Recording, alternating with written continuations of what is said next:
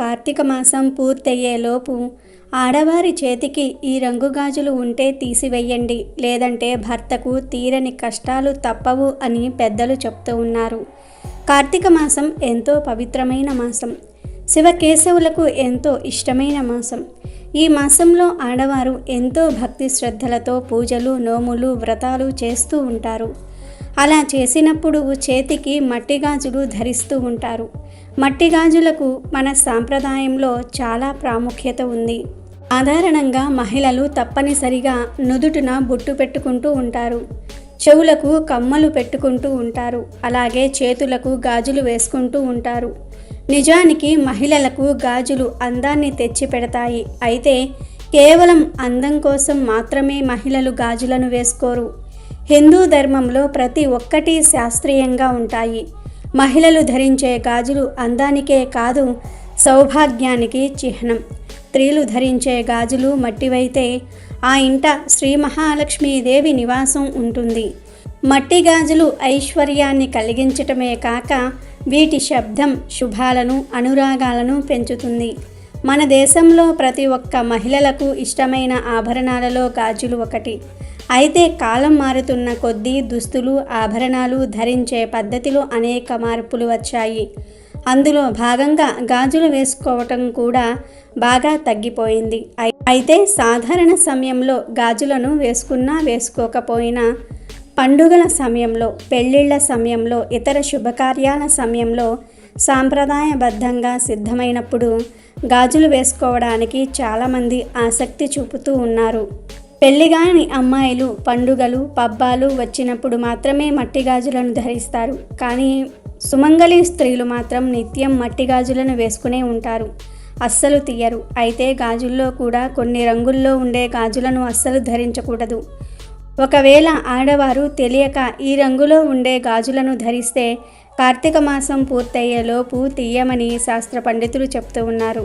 మరి ఏ రంగులో ఉండే గాజులను కార్తీక మాసం వెళ్లేలోపు తీసివేయాలి అనే విషయాన్ని ఇప్పుడు మనం ఈ వీడియోలో వివరంగా తెలుసుకుందాము. స్త్రీలు ఏ రోజు గాజులను ధరించటం వల్ల భర్త ఆయుష్ తగ్గుతుంది, స్త్రీ యొక్క ఏ అంగాన్ని తాకటం వల్ల ఆ వ్యక్తి రాత్రికి రాత్రే జీవితం మారి కోటీశ్వరుడిగా మారుతాడు అనే ఈ 2 ప్రశ్నలు పార్వతీదేవి మనస్సులో చెలరేగాయి.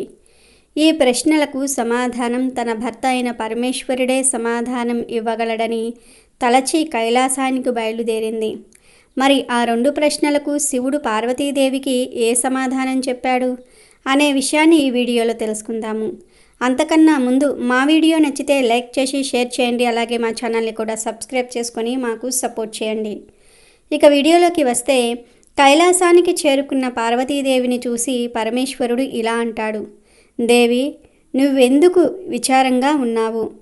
నువ్వు నన్ను ఏమైనా అడగాలని అనుకుంటున్నావా అని అడుగగా పార్వతీదేవి పరమేశ్వరుని చూస్తూ ఇలా అంటుంది: ప్రభు, నా మనసులో 2 ప్రశ్నలు తలెత్తాయి, వాటికి సమాధానం నువ్వే నాకు చెప్పాలి అంది. అప్పుడు పరమేశ్వరుడు, నీ మనసులో తలెత్తుతున్న ఆ ప్రశ్నలు ఏమిటో నాకు చెప్పు, వాటికి తగిన సమాధానం నేను నీకు చెప్తాను అంటాడు. అప్పుడు పార్వతీదేవి పరమేశ్వరుణ్ణి ఇలా అడుగుతుంది: ప్రభు, నా మొదటి ప్రశ్న ఏమిటి అంటే, స్త్రీలు ఏ రోజున గాజులు ధరించటం వల్ల భర్త ఆయుష్ తగ్గుతుంది? రెండవ ప్రశ్న, స్త్రీ యొక్క ఏ ప్రదేశాన్ని తాకటం వల్ల రాత్రికి రాత్రే ఆ వ్యక్తి యొక్క తలరాత మారుతుంది? ఈ 2 ప్రశ్నలకు సమాధానం చెప్పండి స్వామి అని పార్వతీదేవి అడుగగా శివుడు ఇలా అంటాడు: దేవి, నువ్వు అడిగిన ఈ 2 ప్రశ్నలు జీవితంలో ఎప్పటికైనా ఉపయోగపడతాయి, కాబట్టి నేను చెప్పేది శ్రద్ధగా విను అని అంటాడు. దానికి పార్వతీదేవి, మీరు చెప్పే జవాబులు నేను హృదయపూర్వకంగా వింటాను, మీరు ప్రారంభించమని అని అంటుంది. దానికి శివుడు, ఈ ప్రశ్నలకు నీకు సమాధానం కావాలి అంటే ముందు నీవు ఒక కథ వినాలి. ఈ కథలో నీకు నీ 2 ప్రశ్నలకు సమాధానం దొరుకుతుంది అని శివుడు చెప్పి కథ చెప్పటం ప్రారంభించాడు. మీరు కూడా ఈ కథను శ్రద్ధగా వినండి. ఒక నగరంలో ఒక ధనవంతుడు తన కుటుంబంతో పాటు నివసిస్తూ ఉండేవాడు. ఆ ధనవంతుడి దగ్గర చాలా ధనం ఉండేది.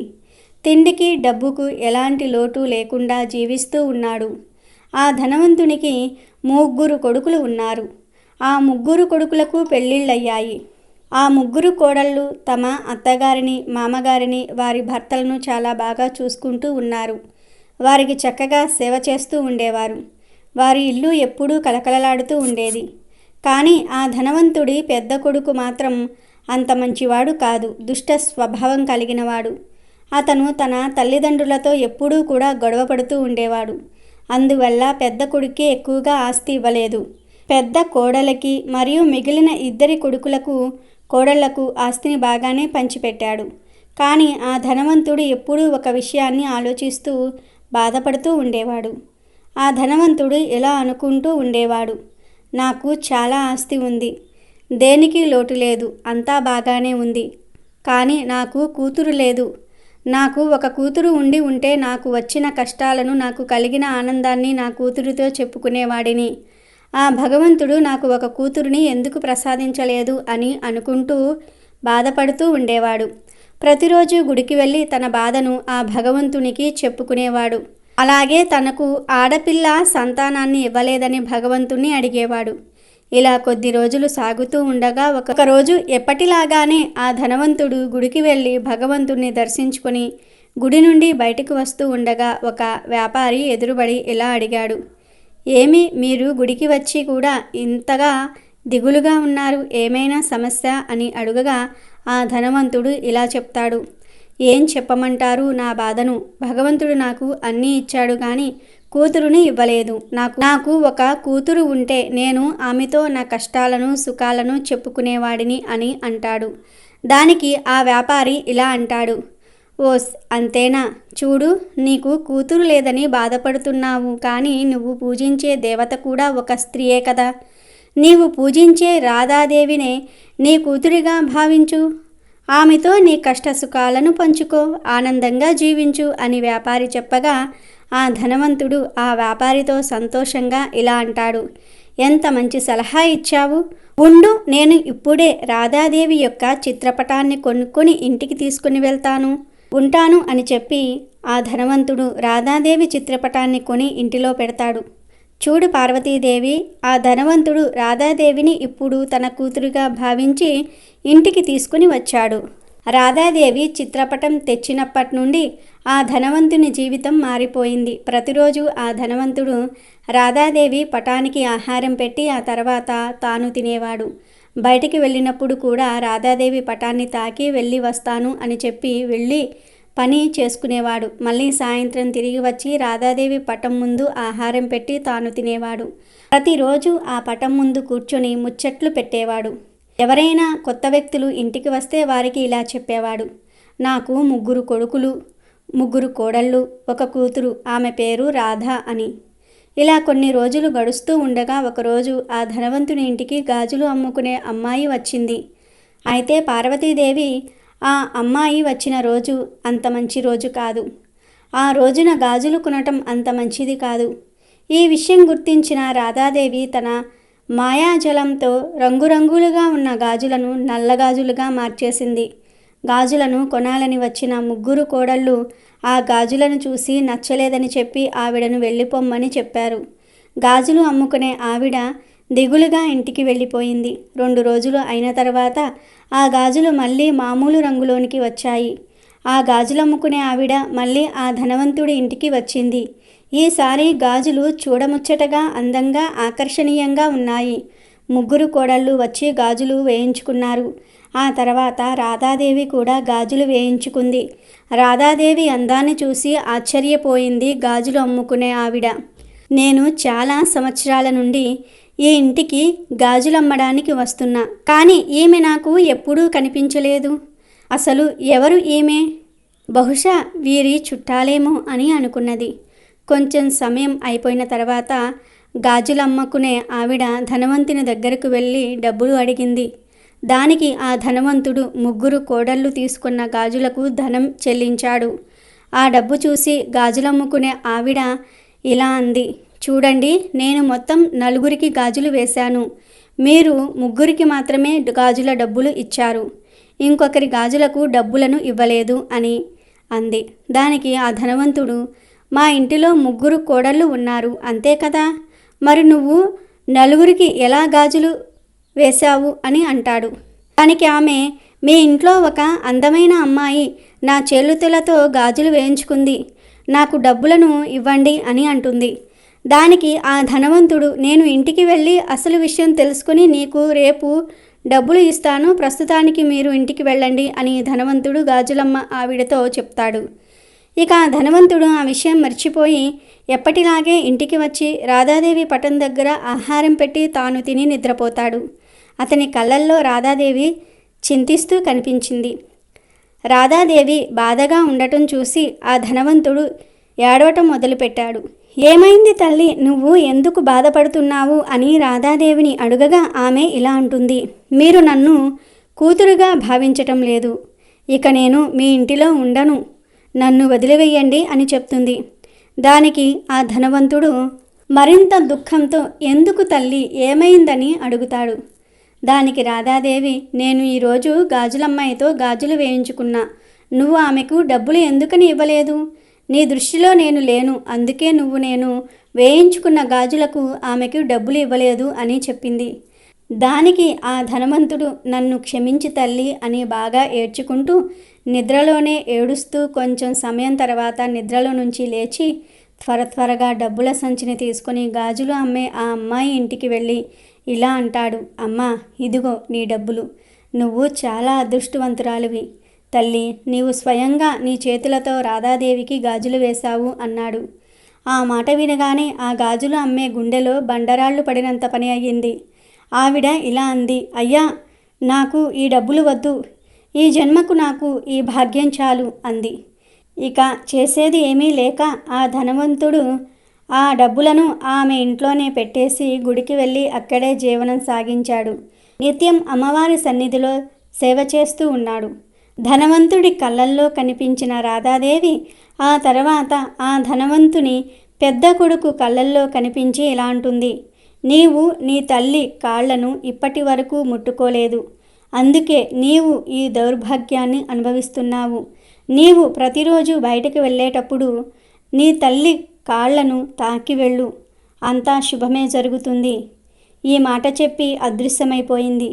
ఇక అప్పట్నుంచి ధనవంతుని పెద్ద కొడుకు ప్రతిరోజు తన తల్లి కాళ్లను తాకి బయటకు వెళ్తున్నాడు.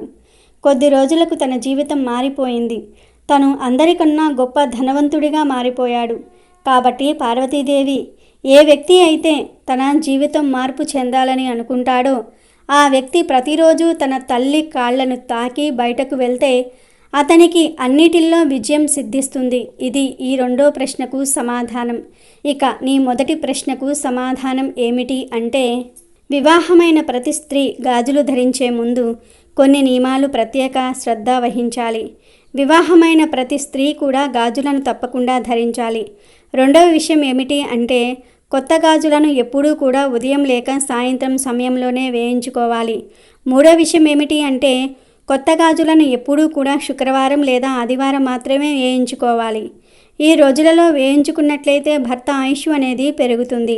నాలుగో విషయం ఏమిటి అంటే, మంగళవారం కానీ శనివారం కానీ గాజులను కొనకూడదు, ధరించకూడదు. దానివల్ల భర్త ఆయుష్ అనేది తగ్గిపోతుంది. ఒక వీడియోలోకి వస్తే, కార్తీక మాసం చాలా విశేషమైన మాసం. కార్తీక మాసంలో ఆడవారు ఆకుపచ్చ లేదా ఆరెంజ్ రంగులో ఉండే గాజులను వేసుకుంటే చాలా మంచిది. ఇలా ఆడవారు కార్తీక మాసంలో ఆకుపచ్చ లేదా ఆరెంజ్ రంగులో ఉండే గాజులు ధరిస్తే దీర్ఘ సుమంగళి యోగం సిద్ధిస్తుంది, భర్తకు కలిసి వస్తుందని పెద్దలు చెప్తూ ఉన్నారు. కానీ కార్తీక మాసంలో ఆడవారు ఊదా రంగులో ఉండే గాజులను, బ్లూ కలర్లో ఉండే గాజులను పొరపాటున కూడా ధరించకూడదు. అసలు ఈ రంగులో ఉండే గాజులను ఎప్పుడూ కూడా స్త్రీలు వేసుకోకూడదు. ఒకవేళ తెలియక ఆడవారు ఈ రంగు గాజులను వేసుకుంటే కార్తీక మాసం పూర్తయ్యే లోపు ఆ గాజులను తీసేసి ఆకుపచ్చ లేదా ఆరెంజ్ రంగులో ఉండే గాజులను ధరించండి. అంతేగాని బ్లూ కలర్ గాజులు, ఊదా రంగులో ఉండే గాజులను వేసుకోవద్దు. ఈ రంగు గాజులు వేసుకుంటే మాంగళ్య దోషం కలుగుతుంది, భర్తకు కష్టాలు వస్తాయి. కొంతమంది నలుపు రంగు గాజులను కూడా అశుభంగా భావిస్తూ ఉంటారు. కానీ మరికొంతమంది నలుపు రంగు గాజులను శుభంగా భావిస్తారు. నలుపు రంగు గాజులను అశుభంగా భావించేవారు నల్లటి రంగు గాజులను కూడా వేసుకోవద్దు. ఒకవేళ వేసుకుంటే కార్తీక మాసం పూర్తయ్యేలోపు తీసివేయండి. మీకు శుభం జరుగుతుంది, దోషాలు రావు. కాబట్టి స్త్రీలందరూ కూడా గాజుల విషయంలో ఈ నియమాలను పాటించండి, లేదంటే భర్తకు కష్టాలు వస్తాయి, మాంగళ్య దోషాలు ఏర్పడతాయి. కార్తీక మాసంలో పురాణ శ్రవణం చేయటం వలన, అంటే కార్తీక పురాణాలను వినటం వలన ఎంతటి పుణ్యం వస్తుందో తెలిపే కథను విందాం. ఒకసారి జనక మహారాజు వశిష్ఠ మహర్షిని కార్తీక పురాణ శ్రవణం చేయటం వలన ఎలాంటి ఫలితం కలుగుతుందో తెలపమని అడుగుతాడు. అప్పుడు వశిష్ఠుల వారు జనకునితో, రాజోత్తమ, కార్తీక మాసంలో పురాణ శ్రవణం చేయటం ఎంతో పుణ్య విశేషం. అందువలన తప్పకుండా పురాణ శ్రవణం చేయాలి. ఆ విధంగా చేయటం వలన విష్ణులోక ప్రాప్తి కలుగుతుందని జనక మహారాజుతో చెప్పిన వశిష్ఠుడు అందుకు ఉదాహరణగా ఒక కథను చెప్పటం మొదలు పెడతాడు. కలియుగ దేశంలో మందరుడు అనే ఒక పేద బ్రాహ్మణుడు ఉండేవాడు. మొదటి నుంచి కూడా ఆయన ఆచార వ్యవహారాలు పెద్దగా పట్టించుకోకుండా తనకు తోచినట్టుగా నచ్చినట్టుగా జీవిస్తూ ఉంటాడు.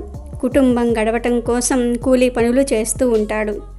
మందరుడు ఎంతటి దుర్మార్గుడో ఆయన భార్య అంతటి ఉత్తమురాలు. తన భర్త సంపాదనను బట్టి ఆయన సమర్థతను అంచనా వేయకుండా ఎంతో ప్రేమానురాగాలతో చూసుకునేది. ఆయన ఏది తెచ్చినా ఆ భగవంతుడు ఇచ్చింది అదేనని అనుకుంటూ ఆ పూట గడిచినందుకు సంతృప్తిని పొందుతూ ఉండేది. అంతేగాని ఇరుగు పొరుగు వారితో పోల్చుకుంటూ తన భర్తను ఎలాంటి ఇబ్బందులు పెట్టేది కాదు. ఇతరుల ముందు ఆయనను చులకన చేసేది కూడా కాదు. అలా చాలా గుట్టుగా ఆమె కాపురం కొనసాగుతూ ఉండేది. అలా కొంతకాలం గడిచిన తరువాత కూలి డబ్బులు తమ అవసరాలకు సరిపోవటం లేదని భావించిన మందరుడు ఇక తాను ఎక్కువ మొత్తంలో సంపాదించాలంటే దారి దోపిడీలు చేయటం మినహా మరో మార్గం లేదని నిర్ణయించుకుంటాడు. ఆ రోజు నుంచి కూలి పనులు మానేసి ఒక కత్తి పట్టుకొని అడవి మార్గంలో కాపు కాయటం మొదలు పెడతాడు. ఆ మార్గంలో ఒంటరిగా వెళ్లే బాటసారులను బెదిరిస్తూ వాళ్ళ దగ్గర ఉన్న సొమ్ములను బలవంతంగా దోచుకుంటూ ఉంటాడు.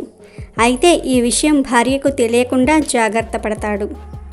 ఒక రోజున దట్టమైన ఆ అడవిలో ఒక బ్రాహ్మణుడు కొంత సొమ్ముతో హడావుడిగా వెళ్తూ ఉంటాడు.